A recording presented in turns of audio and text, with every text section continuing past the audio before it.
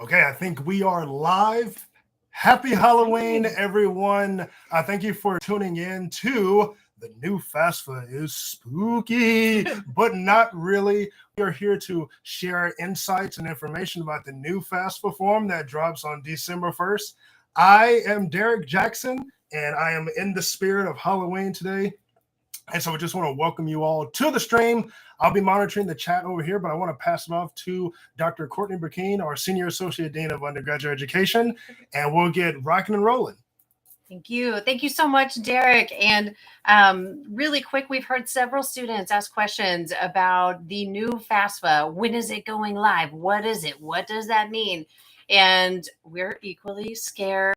But to help us get through those fears is Sarah Metz from the Office of Financial Aid. Something that a lot of students don't know or maybe don't maximize to the fullest is our financial aid counselors on campus. Every student has an assigned financial aid counselor who is there to support them individually on all of their financial needs. And that is an amazing resource. And several of those individuals are members of our first generation student support network, and some of them were first generation students themselves.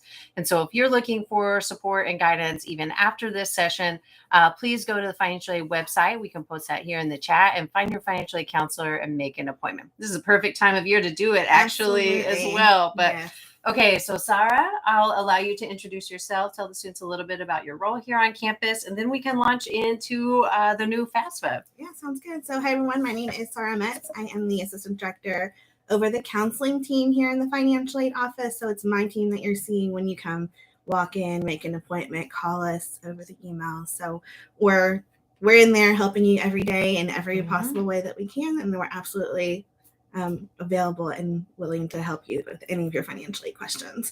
I've been here at UT Dallas for 8 years now. Oh, wow. Great. Nice. So definitely in the culture, love it here. And that's a little bit about me. Perfect. So how can a student make an appointment with a financial aid counselor was a question I just thought of as you said that, because I always think of the round desk and the SSB is kind of a hub. Could they go there, and how else can they make an appointment? Yeah, so we do walk-ins at this time. So you can walk in, come to the hub of that circular desk in the student service building and see someone within the regular wait time that way. But you can also schedule an appointment with your financial aid counselor by sending us an email at financial-aid@utdallas.edu and just letting us know when you would like to meet. Right now we are meeting via Teams. So from wherever you are, you can set up your appointment. That's perfect. So the biggest question we have gotten so far, and I think I even misspoke at our welcome event too, because I've gotten so used to being like, FAFSA opens in October, do it as early as possible. And that way you can find out if you need to send additional documentation or go through a process that's called like verification or something. Or if you have questions, you have time to ask. But as long as you get that process started as early as possible this year, with the new FAFSA, something that we've heard straight from the federal government themselves, Department of Ed in these sessions, is they're like now saying very ambiguously December. So that's the date that we've heard. If you could share a little bit more timing wise and how a student might approach the new timeline, that would be helpful. Sure. So this timeline is just for this year because of the revamp of the application. They've just had to push the opening a little bit. So instead of October 1st, like normal, and it will go back to October 1st after this year. This year, it will be sometime in December. Right now, that's as much information as we have.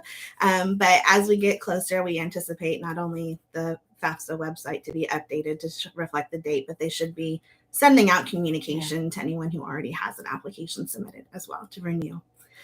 So you'll want to submit that application when it opens as soon as possible is great, but our priority deadline for this year is going to be March 15th. And we are encouraging all of our students to get it submitted more like by February so that we have enough time to accurately assess your financial needs and get you packaged. Yeah, that's really great. So once you all receive the communication from the Department of Education, how and when do you anticipate sending those notifications? Because I know communicating with students is extremely difficult. If you've ever seen a student's inbox, It's horrifying. I don't know how they triage anything, and I just add to it in hopes of the quantity, at least one out of however many I send. Coming up on First Student Celebration Week gets open. But for an important office like financial aid, how will something of this significance be communicated? So we do communicate via email. Once we receive your application, you'll receive an email from us letting you know that we've received it. That usually takes about a week from when you submit your application for us to receive it. If we need anything else like verification documentation or any other clarification that we're needing, you'll be notified again via email, but it'll also show up as a task list item on your Orion. Okay, to find it when it goes live, should they just keep checking the financial aid website, or will there be any like social media announcements, anything like that when it is up and ready for students to open? So we will probably send a communication letting you know that it's open. For anyone who has used the FAFSA before. Mm-hmm. Okay, great. And yeah, the federal government will also send out a communication. Okay. If you haven't submitted a FAFSA before, but you want that notification, you can go to the financial aid website, which is studentaid.gov, and sign up for that notification to be sent to you. Yeah, studentaid.gov is the website that the training that I attended with one of my colleagues, we kept hearing to drive students to that page. They will be posting a ton of announcements there. And as you know, Sarah, shockingly, Department of Ed has an amazing YouTube channel for student financial aid. And they have a ton of like videos to prepare so that you can at least have a general idea of the look and feel of the new FAFSA compared to the old. And so that is actually a good segue into my next question that I had for you that we have heard from students. So we keep hearing that it's been simplified, but how would you describe, now that you've sat in on a few of these training sessions and you've kind of seen it, how would you describe the biggest changes to students in terms of what to expect? So the biggest changes are going to be the way that we are retrieving your federal tax information or your FTI. So in the past, you've either been able to enter it manually or use the student, the data retrieval tool. All of that has gone away. And it's much more simple for our students now to provide us with that information. So what you'll do is on the application, it'll ask you for your consent to use the IRS record of what you've submitted. And through a direct data exchange, we'll pull all of that information directly from the IRS. So if that process goes smoothly and we're able to retrieve your information directly from the IRS, you will not even be prompted with any of those income or tax kinds of questions. The most important thing is that you do provide consent.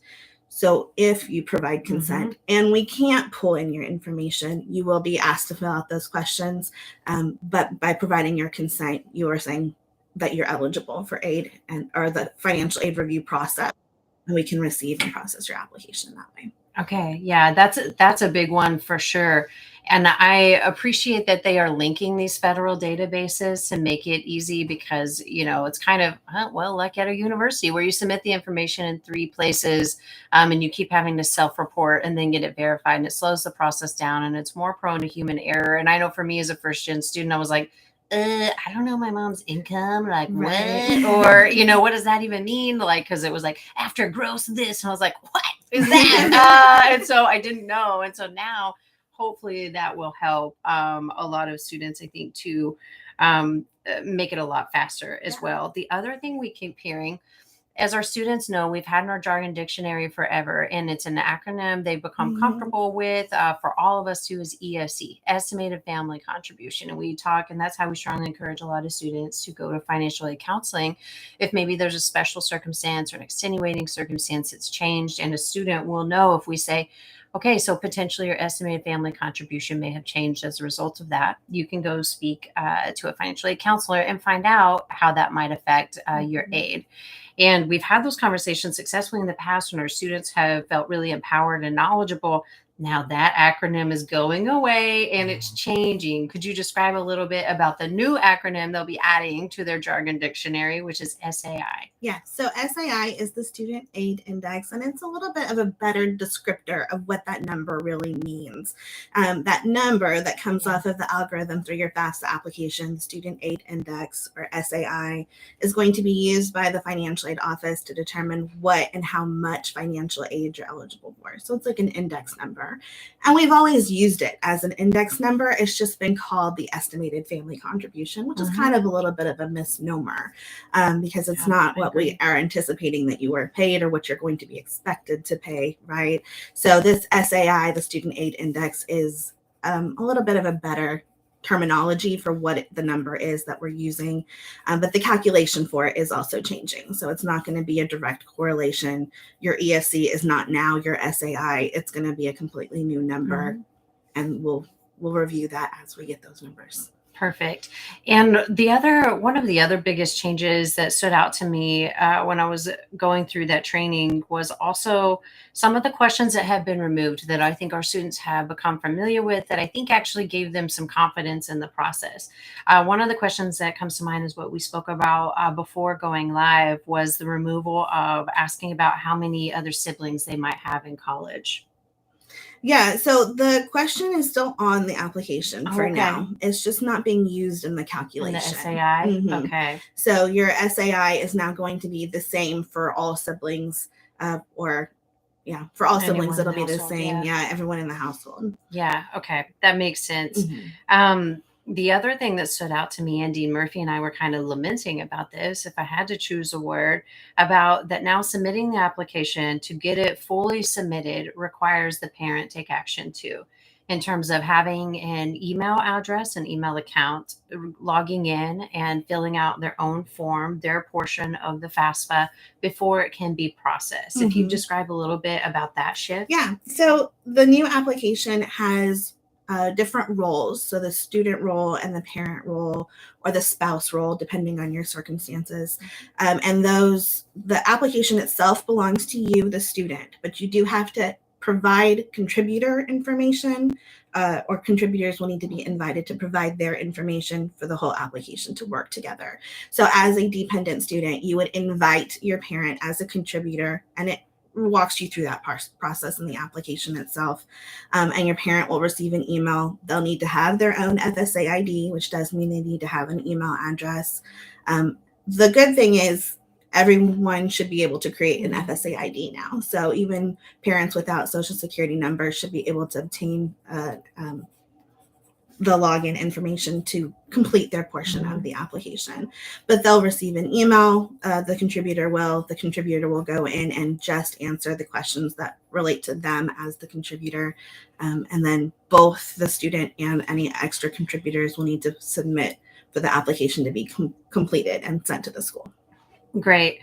You know, I thought about some of the students we've worked with collectively, really, who are in special situations, who might have, and we've heard this story from first generation students also specifically about how their families might not be supportive of them going to college. How does the new process account for students whose parents might be unwilling to submit their end of the process? So for a dependent student, so we've determined that you're a dependent student and we are asking for your parents' information on the application. But those students who are unable to get the parent information, depending on the situation, can still complete the application and get some type of aid. So if it's a situation where maybe it's an unusual circumstance where you don't have contact with your parents, or there's some sort of situation that keeps you from being able to safely get the information from your parents, you can indicate that on the application and you'll be considered provisionally independent. You'll receive an SAI as an independent student and then follow up with the school financial aid office to provide us with some more documentation to verify those circumstances. In a situation where that's not the case, your parents are just unwilling to provide that information, there's also an option for you to select that on the application. In those circumstances, you'd be eligible for just unsubsidized loan funding, but it would still give you access to those types of aid, that type of aid, without involving your parents. That's good. And you and I also spoke about, because we worked with students in this situation too, who are either experiencing homelessness or housing insecurity. So either temporary or chronic. As well. And we want to make sure that those students receive the support they need, no matter who they kind of their support network is, either coming to college, whether it's UT Dallas or not, or a current UT Dallas student. If you're a UT Dallas student and that describes you, please email graduationhelpdesk@utdallas.edu and we can help support you in terms of your basic needs security. But how does the new financial aid, the new FAFSA account for students in that situation? So there's also a question regarding homelessness or risk of being homeless on the application. And if it's been determined that you do fall into that category, again, you'd be considered provisionally independent. You wouldn't have to provide your parents information, and then you'll be prompted to follow up with the school to document those circumstances for us. The good news is in this new process, you only have to do it once. So that initial year, you'll complete that process. And then going forward, we should be able to pull in those circumstances for you. Okay, that's really great. Also, we have students whose parent situations might be a little unique, and our students might be first in their family to attend college in the United States. Their parents might be immigrants and or undocumented immigrants to our country. So what are some assurances that you have in the new process that account for that as well? So none of the information regarding your citizenship status or immigrant status is going to be reported to any sort of authorities. It's just used to determine financial aid eligibility. So there will be no concern to provide that information on the application for FAFSA. Okay, that's wonderful. The only other kind of talking point that I had was your recommended resources for students to learn more and for students to maybe share if they are a dependent student or to prepare if they are an independent student. Because that was a unique change this year too about how to become an independent, considered an independent student, which we might want to talk about. But what resources do you recommend to our students and their families? Yeah, so to get prepared for this new application, you can actually go to studentaid.gov now. There's a simulator you can use to kind of get an estimate of what that SAI might look like for you. Within the school, we have just launched our FAFSA simplification page. So it provides you like a snapshot of all of the important things that are coming with this new application. And again, our office is always open and willing to help out any way we can. Wonderful. Thank you so much. We have a question, Derek. Let's see. Question from Liz. Okay. Will we need to provide their ITIN? So probably. The way that these parents without social security numbers are going to be able to create an FSA ID and provide consent for the direct data exchange hasn't been fully explained to our offices at this time. But I anticipate that if they are tax filers and they have an ITIN number, that would need to be submitted on the application just so that we can pull in that information from the IRS. Yes, that's a really good question. Do we have any other questions, Derek, in the chat or maybe in that RSVP or registration form? Let's see. Thank you for the question, Liz. Yeah, thank you so much, Liz. That's a very good question, actually. Yeah. So while we wait, as we check for other questions, share a little bit about your impressions, because I was like, okay, this sounds easier, and that might be good news for my students about becoming considered an independent for financial aid purposes. So be considered an independent for financial aid purposes. There's now that question that we talked about on the application that says, do these scenarios pertain to you? And it's things like, are you in an abusive home situation? Have you been estranged from your parents? Things that would make you independent, but maybe not on paper. And so it does kind of streamline that process of helping the school identify those students. And then we can work with you to collect the appropriate documentation to process that dependency override. Okay, cool. And I do know that some of the federal aid amounts and thresholds were increased for this coming year. Would you share a little bit about that too, if that affects any of our Texas Grant and our Pell eligible students? To be determined. Is that TV? Okay, we'll see. I guess they're waiting to see how that SAI works out. We are working behind the scenes to figure out how we're going to use that new SAI calculation. Okay, cool. We'll wait and see that. Derek, another question? Yes, from Hugo. What information do we have to provide in this new FAFSA? And could it be provided at the website for the FAFSA office? And I'm Hugo Pena, by the way. I've met Hugo. Hope everything's going well. Definitely schedule a one-on-one with me. And yeah, so Hugo's wondering, what information do you Yeah, have to that provide simulator on this comes to on this new mind. FAFSA? And Yeah.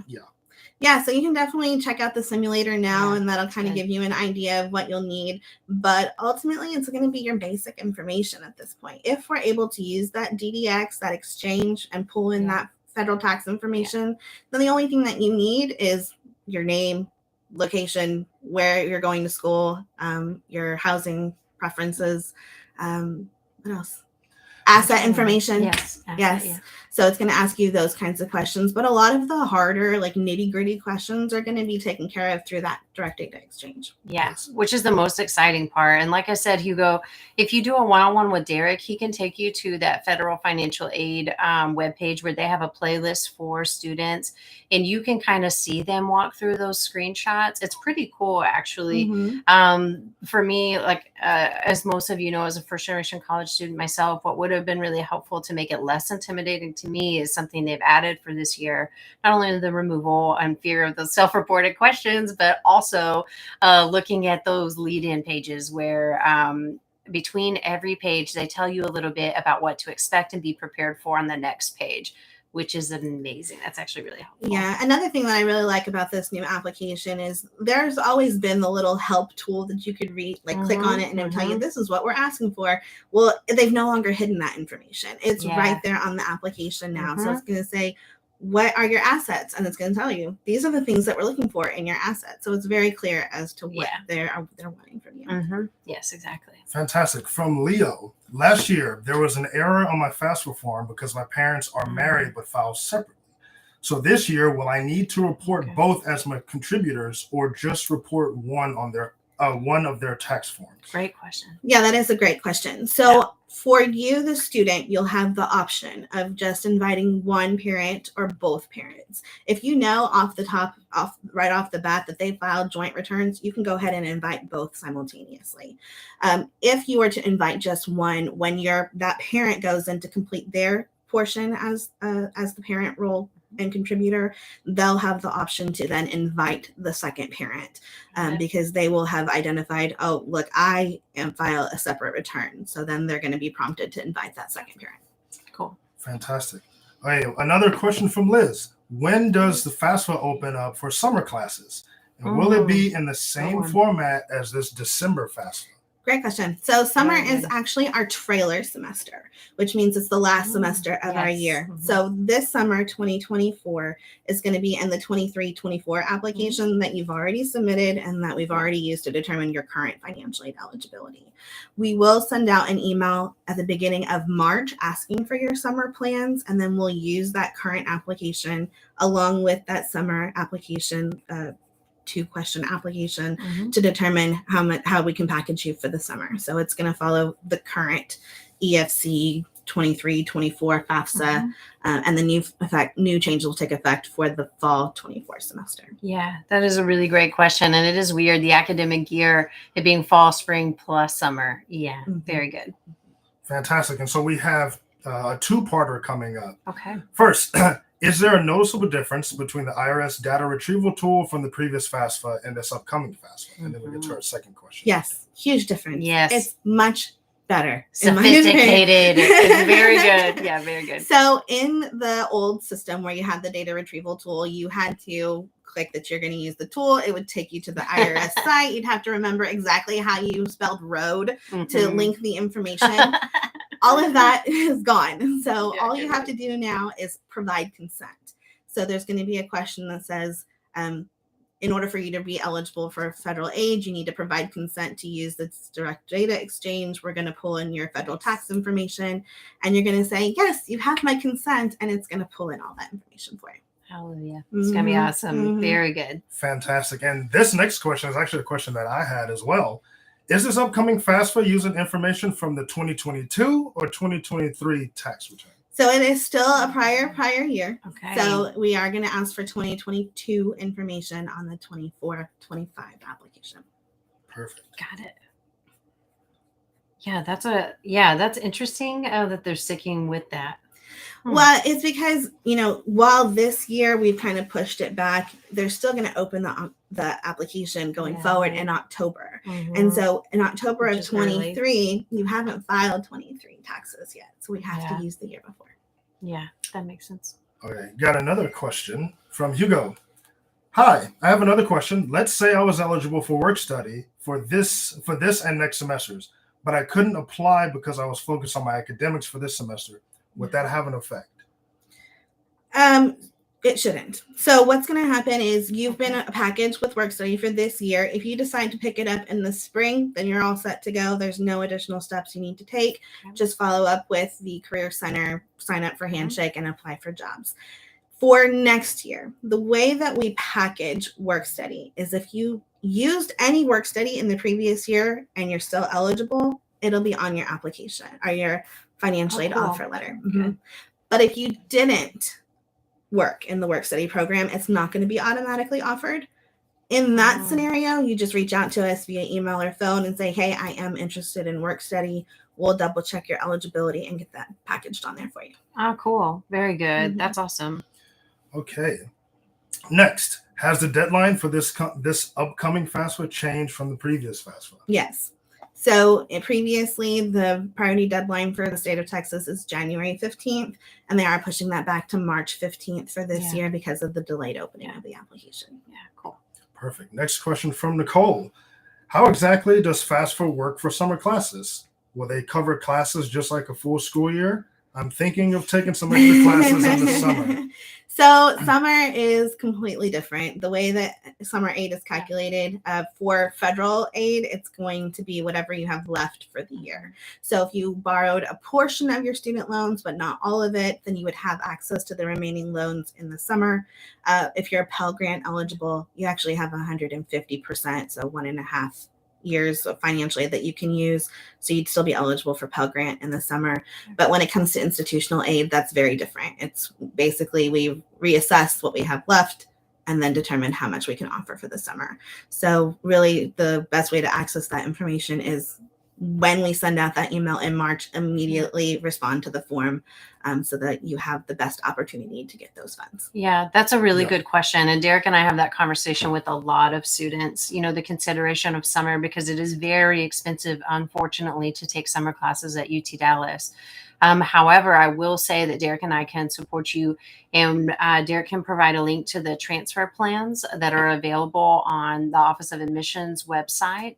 And that's a really clean way to see something called Texas Common Course Numbering System courses. So if you have core classes or other classes that you're interested in taking maybe at a community college, because it would be a little bit more affordable for you or closer to you, depending upon where you go back. If you go back home in the summer months, that's a good option. And the transfer guides will show you UTD course numbers aligned with the TCCN on specific majors. Or you can go to the state level website where it's called TCCNS, and you can type in certain courses and see what it would be at the community college as well.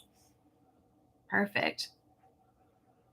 All right. I think that was the last question. But on that topic, if they wanted to take and receive aid for summer classes taken at a community college in the summer, how does that work? So they would need to be considered degree seeking at that institution. Okay. So as a transient student, someone who's just taking 1 or 2 courses mid-year, you would not be eligible for aid. But if you are able to determine that you're degree seeking at that institution, you can update your FAFSA, add them to your application, and then they'll process the offer there. Okay, perfect. But otherwise, you know, you can run a lot of the community colleges do a great job in being very transparent in their costs by course as well. Mm-hmm. Any other questions, Derek? Not yet. Okay.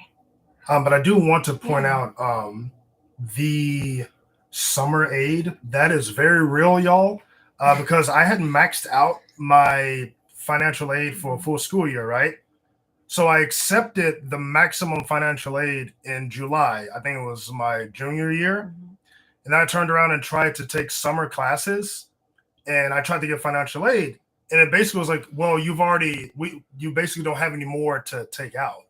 So, for example, if I accepted everything, that's for the full school year. So then I had to apply for a plus loan.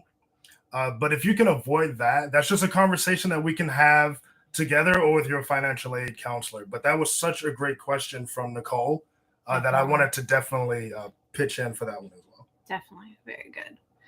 What other, right now, this time of year, while we wait to see if we have additional questions coming in, this is the time of year when I'm encouraging students to prepare for the scholarship cycle in the spring, when the scholarship listing when we see the deadlines get refreshed and get updated, and be going to the writing center, checking out our YouTube video that we have dedicated to preparing an essay and a personal statement for scholarship applications. And right now, if I asked you who would write your letters of recommendation, be thinking about it, building those relationships right now.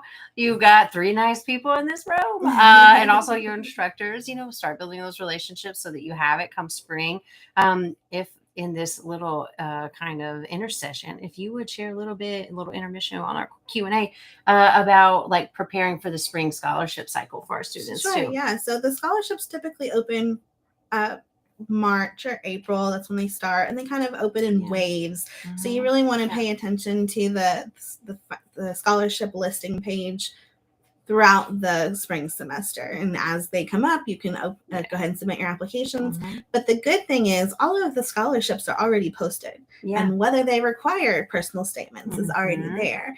So you can kind of start getting a head start by looking through our scholarship pages, seeing which ones you may qualify for, and start getting those other extra materials ready now. But they'll start opening in March. And another resource that you all have on your website too is the third-party scholarship listing, because like Sarah said, it takes a little bit of time. You're going to have your own spreadsheet rolling of looking at eligibility criteria and seeing what you might want to apply for. But we do strongly encourage students to look at outside scholarships as well. And they provide links to some of the external databases that contain those. And so that's something to look at and maybe devote, time once a week or whatever it is in early spring to start looking at those and adding those to your list of possible applications as well. Because you'd be surprised, and Sarah, I know you can attest to this, if a scholarship requires a personal statement or more than one answer to a prompt, the lower the number of students who are actually going through with applying. And so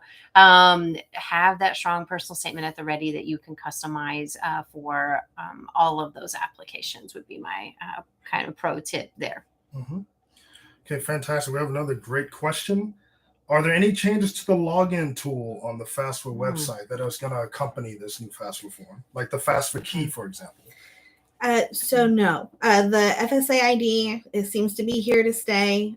So that will go with you, through the same FSA ID will follow you. It's going to have you give access not only to the FAFSA application, but to studentaid.gov, that whole suite of links that are available to you. That's where you're going to be able to do your entrance counseling for your loans and find all of your like snapshot loan information. Everything will be available to you through that website. And it still uses that FSA ID to log in. You'll still have the option to start and not complete the application and come back to it. I believe that the FAFSA key in that scenario would still be a component to that. Perfect. We do have in the Office of Undergraduate Education, I was just thinking about it in preparation for FAFSA just in general, always makes me think of financial literacy. If you get a refund or if you're using loans to fund your education, obviously kind of being that money smart is very important. I cannot attest enough about the value of a resource like Common Sense, our money management center. Please visit their website and take a look. They've got a great lineup of events planned. I think several coming up here recently that they can support you in creating a budget and using some of these fancy apps to consolidate your loans on one screen so you can see how you can be paying, even if it's $10 a month or whatever you have left over at the end of the month. If you have money left over at the end of the month, I didn't in college, but to put towards your principal, to understand the differences in loan types, that sort of thing. But Derek and I, as a lot of our first generation students on the video might know, we do partner with Capital One, and they have a really amazing program about credit and building your credit and the importance of it. So if that would be of interest to you, please post in the chat or send us an email and let us know, because we could always host Capital One to come give that session, because it is really, really good. They gave it at First Gen Family Orientation this year. It was absolutely phenomenal, talking about the importance about what credit means, why your credit score matters, and how it connects to your ability to buy a car, where you have access to live beyond just your income, that sort of thing. Yeah, and it's important to note too that just because you're offered a loan doesn't mean you need to take the full thing. If you only take what you need, that's how y'all train me. I burned it in my brain. Take what you need. Yeah, absolutely. So you have the option to reduce the amount that we've offered you as well. Yes. Got another question from Hugo. Okay. I have 14 credit hours this semester. Next semester, I have to take 16, so I can complete the 30-hour requirement, but each course is 3 credit hours each. 15 if I take 5 next semester. What I fear is if I take 18 hours next semester, will it have an effect on my tuition? Will it become out-of-state tuition? No. So that's really a question for the bursar's office, but I will say take a look at their tuition charts, because between 15 to 18 hours, there's no there's no base tuition increase. There's only going to be supplemental tuition in that scenario. Yeah, it's flat. And if you need the 16, which is something you can talk to with your financial aid counselor, and obviously making sure that the courses are contributing to your degree plan is really important to your degree progression.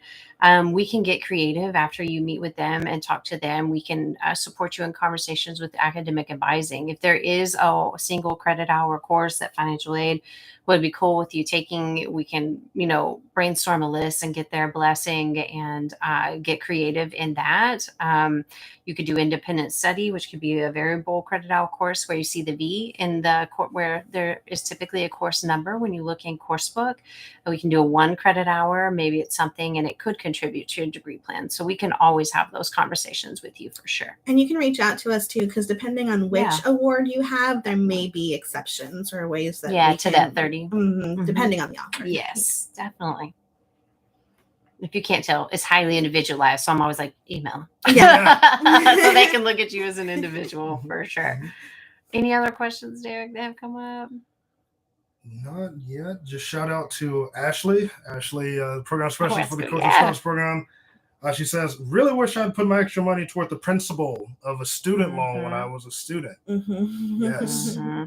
I mean, it's interesting. We always have this philosophical debate about financial literacy and, how it's presented, because I think money management, implies that you have money to manage. And so that's why I didn't have budgeting skills really until much later in life, because I was always just making ends meet. So you don't really have to develop those skills until later. And to Ashley's point, that's one of those nuanced things. You don't know what you don't know. And that's the value added of a program, and maximizing those resources while you're here and they're free to you, common sense type of resources, and wonderful individuals like Sarah for sure.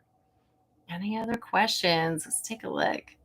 Sarah, what else has come to mind for you that we need to address in terms of the new FAFSA to prove that it's not spooky? Okay, let me think. I'm trying to think. I didn't have anything else other than what I asked that really kind of scared me. Because I was like, ooh. But the biggest thing is it's going to be jarring just because it's different. You know what I'm saying? It's change is always scary. Simplifying. You're like, this doesn't look right, but it's actually a good thing. Yeah. And so we'll see how this first cycle goes. I don't know if you have any insights to share about, if a student submits by March 15th, what the packaging cycle will look like, and when they can anticipate hearing back from you might be a good kind of. So our continuing students, you'll want to submit as soon as the application opens by that priority deadline, but you probably won't receive your offer until sometime midsummer, like July.